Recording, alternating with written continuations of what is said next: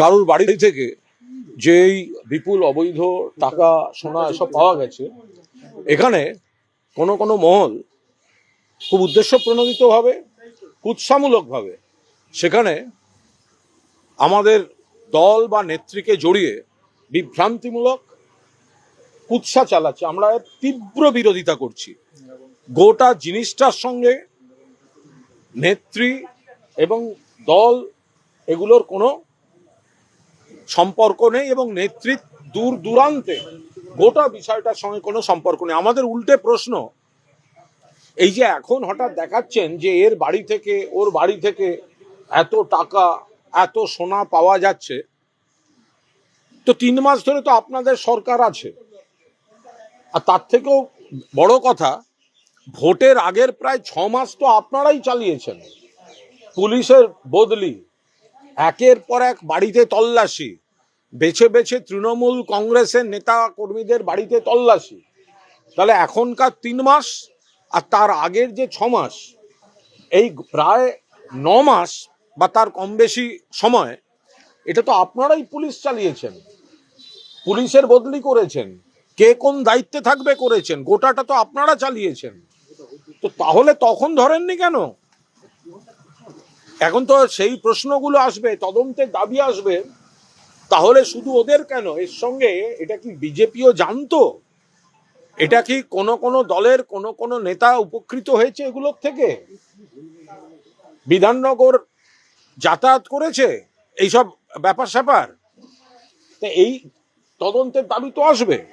একতরফা শুধুমাত্র তৃণমূলকে ইঙ্গিত করে যদি প্রচার হয়, তাহলে তো আমরা স্পষ্টভাবে বলছি যে 3 মাস সরকারে আছেন, এত তৃণমূল নেতার বাড়িতে লোক পাঠানো হয়েছে, পাঠালেন না কেন? তার আগে 6 মাস কি করছিলেন? তখন তো আপনারাই সব চালিয়েছেন, রোজ বদলি করেছেন, আপনাদের পছন্দ মতো অফিসার পাঠিয়েছেন, বিজেপি নেতারাই বকলমে গোটাটা চালিয়েছেন। তাহলে এতদিন আপনারা খোঁজ পেলেন না?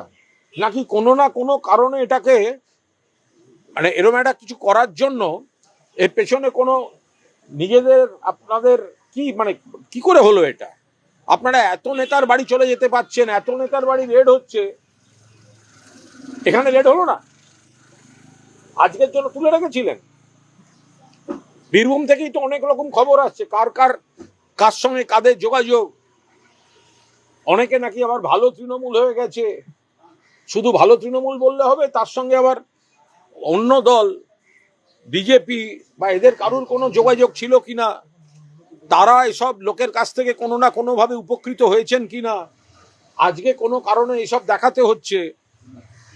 আপনারা যেভাবে উৎসাহমূলক ভাবে এটা করছেন, মাননীয় জননেত্রী মমতা বন্দ্যোপাধ্যায় তিনি পার্লামেন্ট থেকে তার বেতনগুলো পর্যন্ত নেননি। তিনি মুখ্যমন্ত্রী হিসেবে বেতনগুলো পর্যন্ত নেননি। কাউকে আপনারা কুৎসা করার জন্য, অপমান করার জন্য ধারাবাহিক যে কোনো ঘটনায় নাম টেনে প্রচার করবেন, সবকিছুর একটা তো সীমা থাকা উচিত। কোথায় বীরভূমে যে অবৈধ কাজ করেছে ধরুন, কে বারণ করেছে ধরুন, যে ব্যক্তি বলছেন আমি এত টাকা তুলে দিতাম, তাকে জিজ্ঞাসা করুন অত টাকা আপনি কোত্থেকে পেতেন, সেটা কোথায়, আপনি সোর্স বলুন, কোথায় রেখেছেন, কাকে দিয়েছেন। আপনারা কথায় কথায় মমতা বন্দ্যোপাধ্যায়কে অপমান করতে গিয়ে যে কুৎসামূলক কথা এগুলো বলছেন, সবকিছুর একটা সীমা থাকা উচিত। বিজেপির কোন নেতা কিছু জানতেন না? বিজেপির কোন নেতা কি কিছু জানতেন না বীরভূমের? আর যদি এত সম্পত্তি জমা হয়ে থাকে,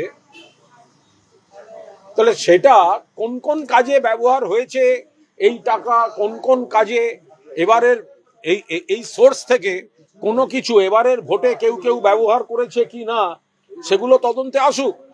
দুম করে ভালো তৃণমূল হয়ে গেলে তো হবে না, আর শুধু ভালো তৃণমূল বলেও হবে না, তার সঙ্গে আজকের রুলিং পার্টির কেউ বা কারা আছে কি নেই সেগুলো তো তদন্ত আমরা দাবি করছি।